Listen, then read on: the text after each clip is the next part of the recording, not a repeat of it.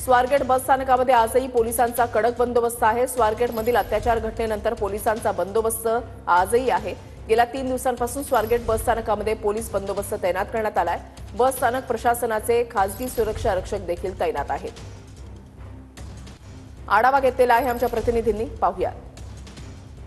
स्वारगेट बस स्थानकावर आज देखील पुणे पोलिसांचा कडक बंदोबस्त पाहायला मिळतोय। आपण पाहू शकतो याच स्वारगेट बस स्थानकावर 25 तारखेला पहाटे एका 26 वर्षीय तरुणीवरती बलात्काराची घटना घडली होती।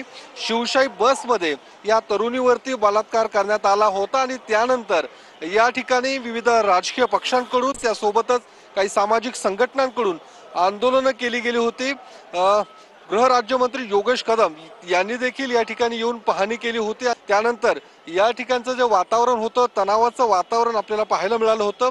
या सगळ्या पार्श्वभूमीवरती आपण पाहू शकतो या स्वारगेट बस स्थानकावरती हा बंदोबस्त तैनात करण्यात आलेला आहे। गेल्या 3 दिवसांपासून हा बंदोबस्त या ठिकाणी लावण्यात आलेला आहे।